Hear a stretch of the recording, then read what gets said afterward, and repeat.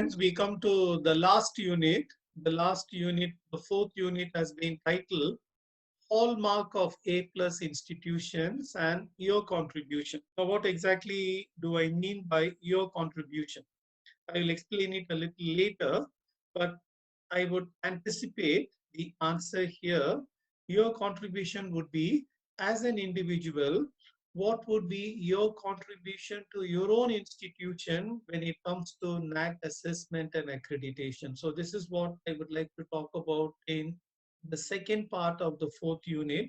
In the first part of the fourth unit, I would like to talk of what is special about A plus and A plus plus institutions. What do they have? What do they possess? The hallmark of A plus or A plus plus institutions. Now the question is, what do the best institutions possess?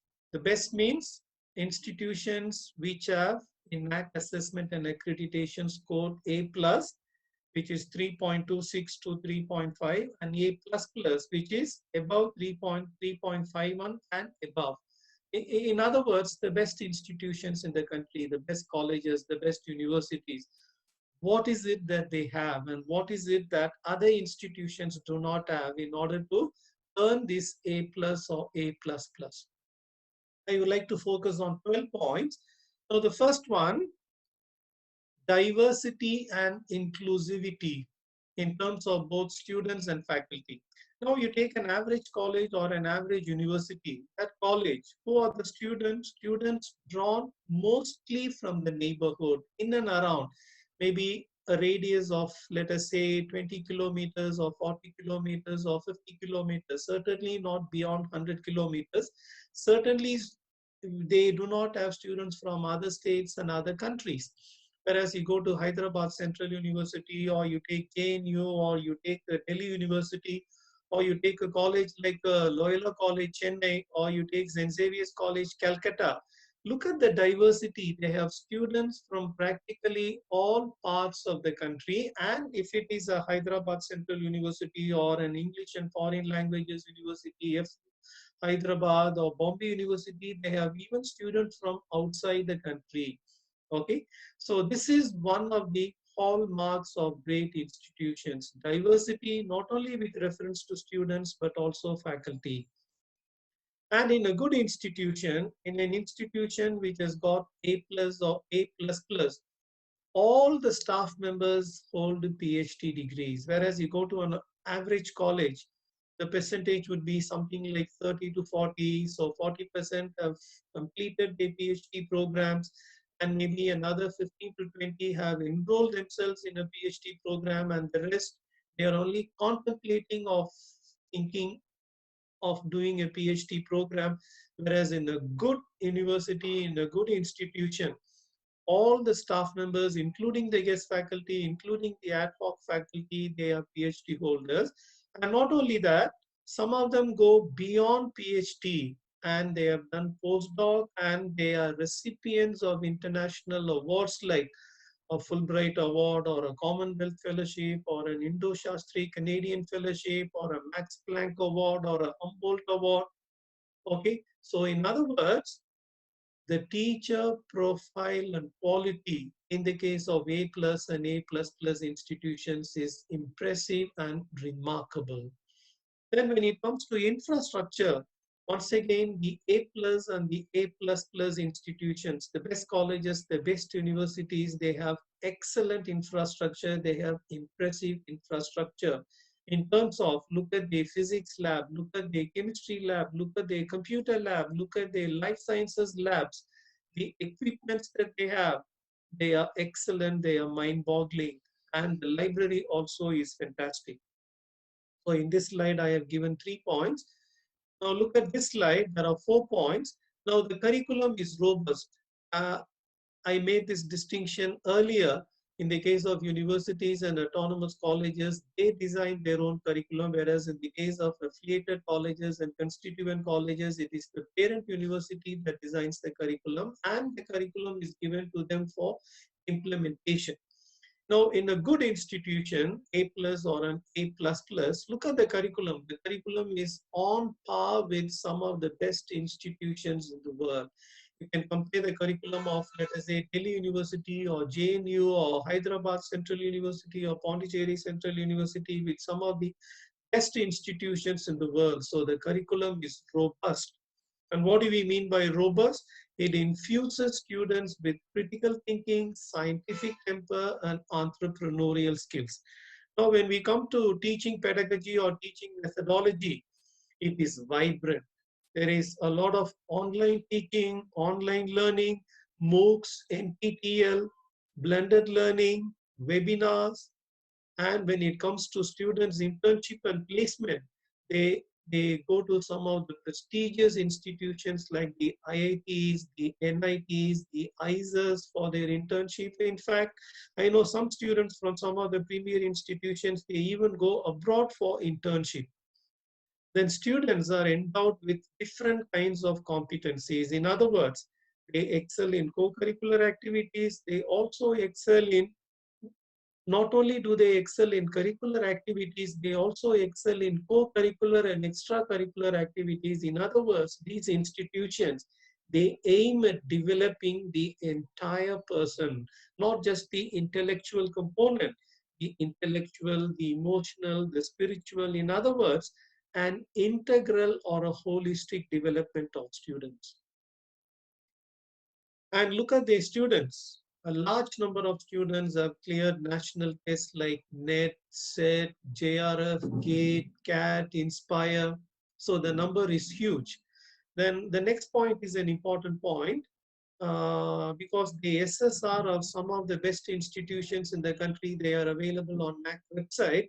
So you please, at least out of curiosity, please look into the SSRs of some of the best institutions because you should know what is it that these colleges and universities have and what is it that I can learn from these institutions. Now, this is an important point. They are strong in terms of social commitment. Look at their extension activities. Look at their outreach activities. Is simply remarkable.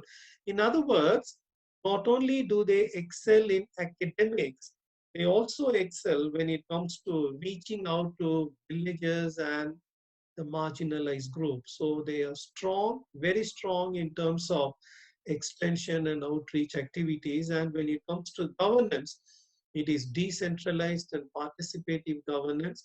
And they have a lot of MOUs, not only with national players, but also with international players. And they offer a value-based education. Earlier, I said they offer holistic education, which is value-based.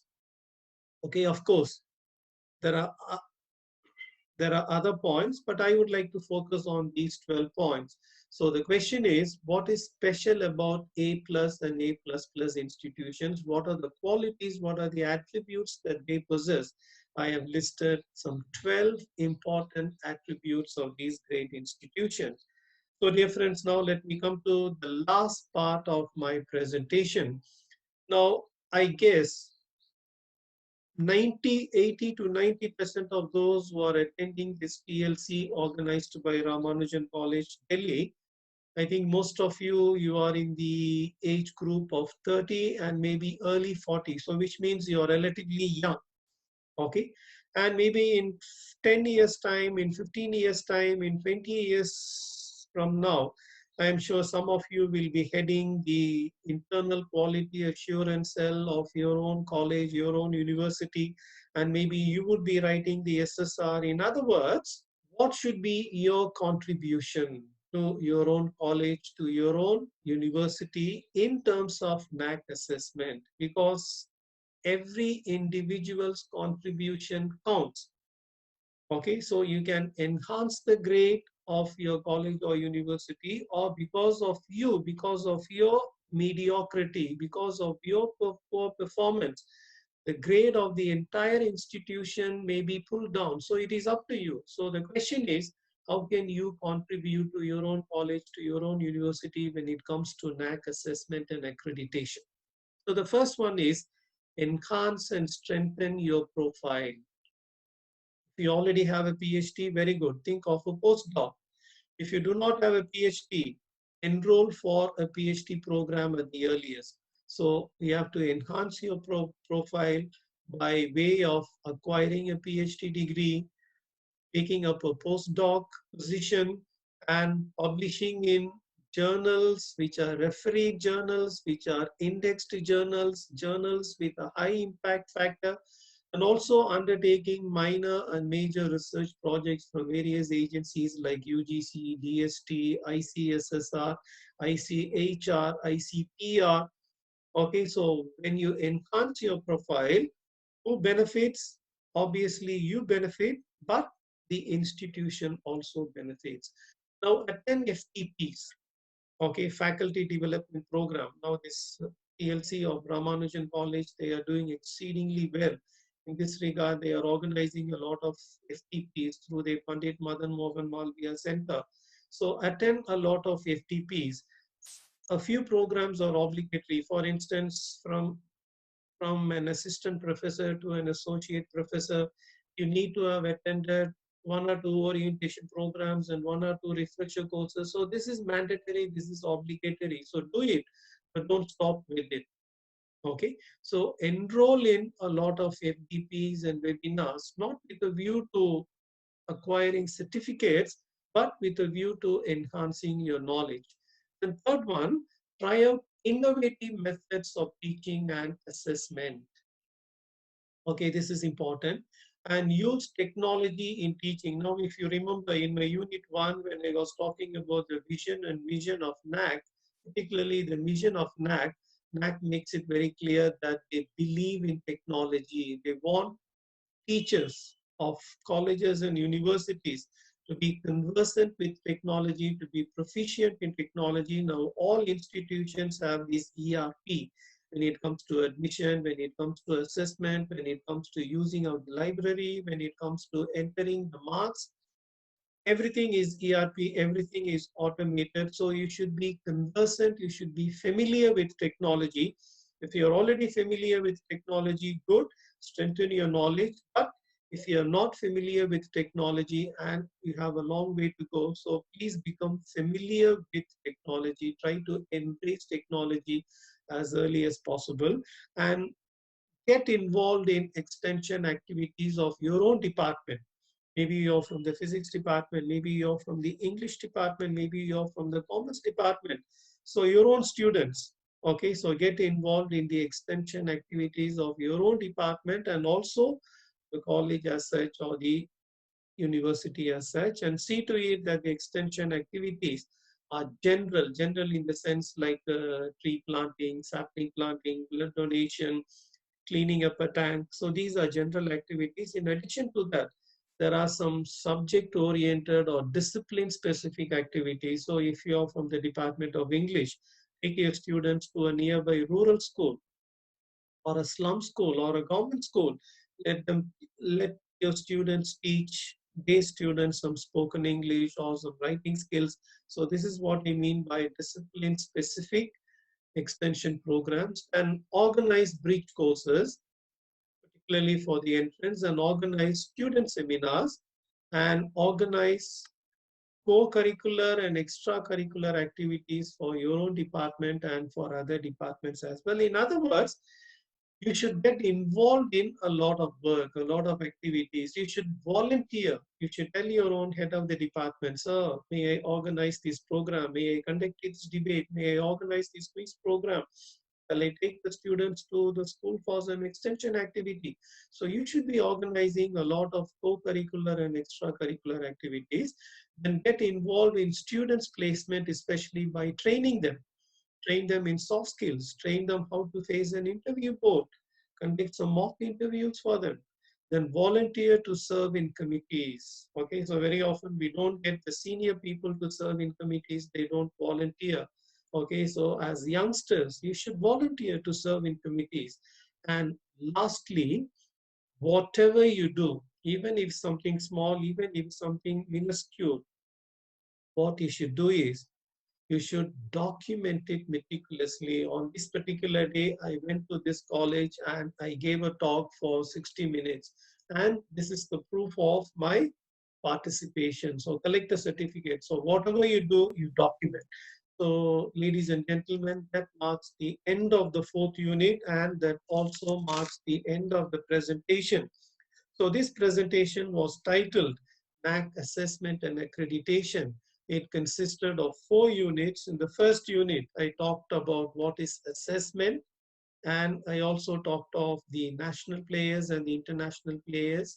And in the second unit, I talked about the framework that NAAC adopts to assess and accredit institutions. It is here that I talked about the 7 criteria.